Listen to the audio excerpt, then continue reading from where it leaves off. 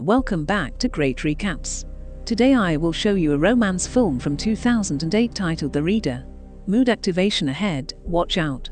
This film stars in Neustadt, West Germany 1958. A teenage boy named Michael Burt is walking along the street in the middle of the rain. He feels sick while wandering the streets and begins to vomit. A woman approaches him, helps him, and she reappears with a bucket of water to flush his vomit. Her name is Hannah Schmitz as she begins to hug him and says it's okay.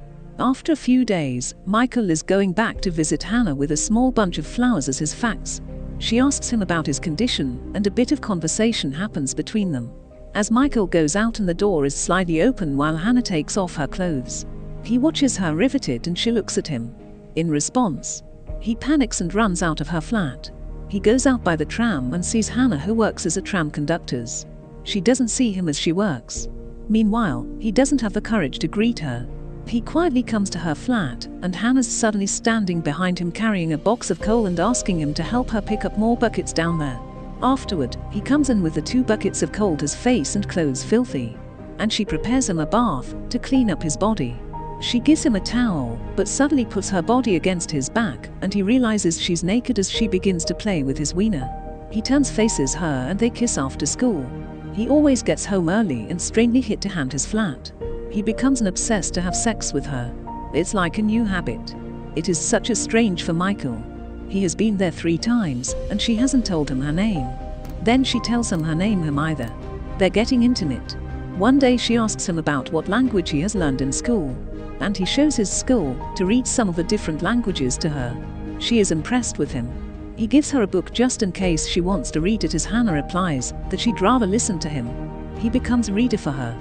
At night in the tram, Michael sits in the second carriage. He looks up and the conductor, it says Hannah.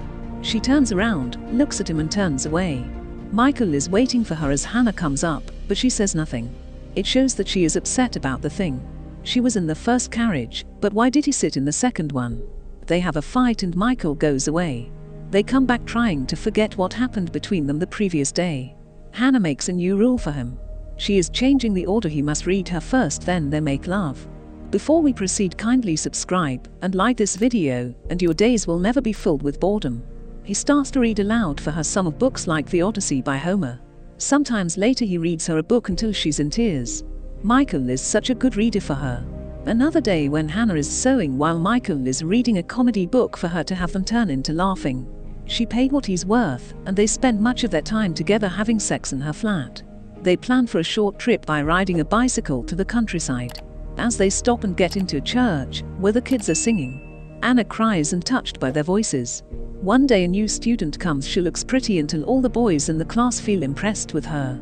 She sits beside Michael and they begin to introduce themselves. Her name is Sophie and Michael can't even take his eyes off her. The summertime comes. The students enjoy their time by swimming. So with Michael and Sophie too, but she feels disappointed at him why he leaves too early.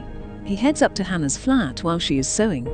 He kisses her as he gets out a book and reads for her. As time goes by, Hannah learns that she was promoted to a clerical job at the tram company's office because of her performance. Like he always did, Michael comes to Hannah's flat. The door is open and all the things inside are none. She suddenly leaves her flat without telling him. It's such a painful. The story goes in 1966, where Michael is at Heidelberg University Law School as life must go on. And so with him, he becomes a law student. As part of a special seminar, the students observe a trial of several former SS guards accused of letting 300 Jewish women perish in a burning church with his professor.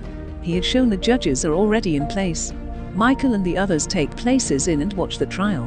When the judge repeats the name of Hannah Schmitz, Michael looks up. He is rigid, blank, just staring. Michael is stunned to see that Hannah's one of the defendants. The students are now rattling around informally in the big lecture with Professor Ohl. They discuss the thing that they can learn from Hannah's case. He asks his students to join the next one in the second trial. The key evidence in the trial is the testimony of Alana Mather, author of a memoir relating how she survived. In the book she describes a selection process. At the end of the month labor every month, 60 inmates were selected. They were picked out to be sent from the satellite camp back to Auschwitz. And Hannah was a part of that process. It means that Hannah was sending those women to their deaths to be killed. As she tries to explain to judge that there were new arrivals. New women were arriving all the time. So of course, she had to move some of the old ones on. The witness is presented to identify all of them and point them out, including Hannah, who took part in that selection. She describes how Hannah had women from the camp read to her in the evenings. And Hannah usually often chooses the weak and sick women. She picked them out, but then she dispatched them to be killed. Meanwhile, Michael comes quietly into the back of the room as the trial goes on. He sits alone in despair and frustrated about what he heard. As Michael Beck and the next witness is presented, that's Alana Matter. The judge asks her to talk about the night in church. She explains that the guards took the best quarters in the priest's house, that they let them sleep in the church. There was a bombing raid in the middle of the night. Then they could see burning beings and crash to the floor. Everyone rushed to the doors, but the doors had been locked on the outside, so everyone died except her. The next trial is ongoing. The judge asks Hannah why she didn't unlock the church's door. She replies that they were guards, and their job was to guard the prisoners. They couldn't just let them escape. It means that she lets them die, rather than risk letting them escape. After that, the judge gives him evidence. It's a report that she wrote, and other guards say she was in charge that night. At first, she denies it. So the judge needs a sample of her handwriting. She is in silence for a while as Michael begins to realize that she can't even read. So that's why she asked him to read for her. It's such a worst statement, Hannah prefers to admit that she wrote the report and tell the truth she can't read. Afterward, Michael tells his professor the case. He has a piece of information concerning one of the defendants, something they're not admitting. Professor Ole answers that he's perfectly clear he has a moral obligation to disclose it to the court. It feels like he can't do that, because the defendant herself is determined to keep that information secret. She is a shame, and the professor asks him to talk with that defendant. Michael goes to the prison, where Hannah's there. He is led in the group towards the visiting room. As he walks towards the room, he changes his mind. He begins to turn back. The day finally comes, the announcement of the punishment that will be received by Hannah. Hannah Schmitz guilty of murder in 300 cases in view of she owns admissions, so she is in a different category. The court sentences the accused her to imprisonment for life, and Michael in tears. The story goes on. Years later, a bar tells her that Hannah has a mail. She is surprised. She opens the box and finds a huge batch of cassette tapes in a tape machine. When she plays, she hears Michael's voice, who reads for her like he used to do when they were together. Time by time it becomes like a habit.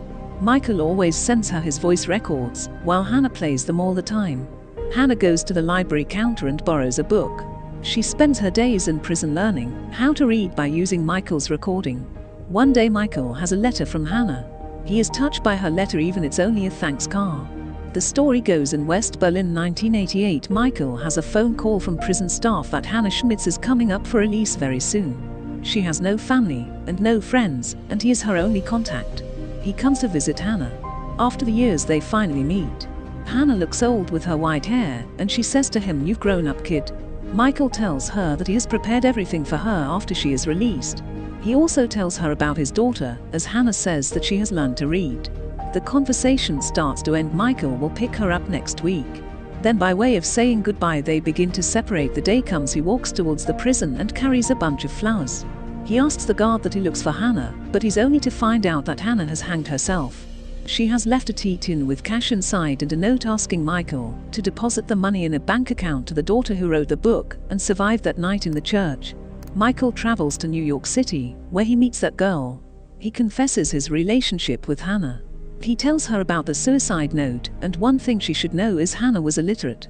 As she tells Michael there is nothing to be learned from the camps and refuses the money. Whereupon Michelle suggests that it be donated to any Jewish welfare organization dealing with literacy. And she keeps the tea tin, which is similar to the one stolen from her in Auschwitz. Michael asks his daughter Julia to visit a place. They land up at a church. They stand at a deserted graveside, and it shows a cemetery of Hannah Schmitz as Michael starts to tell a story to Julia about how they first met. The movie ends. Help my channel out by giving a like and subscribe. See you on the next videos. To watch more like this, click the video on your screen.